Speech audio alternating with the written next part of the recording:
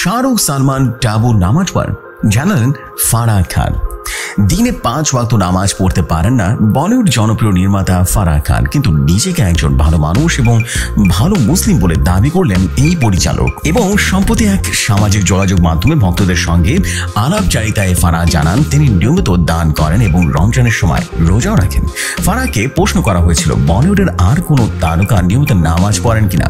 সেই প্রশ্নের উত্তরও তিনি কিন্তু দিয়ে দিয়েছেন। এক অনুরাগী ফারাহের কাছে জানতে চান, আপনি ঈশ্বরে বিশ্বাস করেন, রোজ নামাজ পড়েন বা রোজা রমজানে উপবাস করেন? আমি নিশ্চিত আপনি লাকিয়া আলীর মতোই ধার্মিক তো নন, তিনি 5 ওয়াক্ত নামাজ পড়েন। উত্তরে ফারাহ বলেন, আমি রোজা নামাজ পড়ি না, তবে রোজা রাখি রমজানের সময়, পাশাপাশি আমার উপার্জনের 5% দান করে দিই। তাছাড়া মানুষের সঙ্গে আমার খুব ভালো একটা ব্যবহার আছে, পরিশ্রম করি। আমার মনে হয় এই গুণাগুণগুলো অনেক ভালো একটা গুণাগুণ। বলিউড অভিনেতা শাহরুখ খান, সালমান খান এবং অভিনেত্রী টাবু প্রসঙ্গে উঠে আসে এই কথোপকথনে, কারণ তারা 3 জনই মুসলিম। ফারাহ খানের কাছে জানতে চাওয়া হয় এই 3 জন তারকা কতটা ধার্মিক। জবাবে এই পরিচালক বলেন, শাহরুখ মানুষ হিসেবে খুবই ভালো, প্রায়শই দান করেন, চলচ্চিত্রের জগতের ভেতরেও বাইরে বহু মানুষকে সাহায্য করেছেন।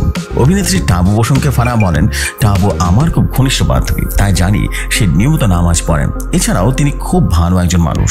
এরপর ভাইজান প্রসঙ্গে ফারাহ বলেন, আমি সালমানের বিষয়ে যেভাবে জানি না, তবে যে কোনো মানুষ যে কোনো প্রয়োজনে তাকে সবসময় পাশে পায়।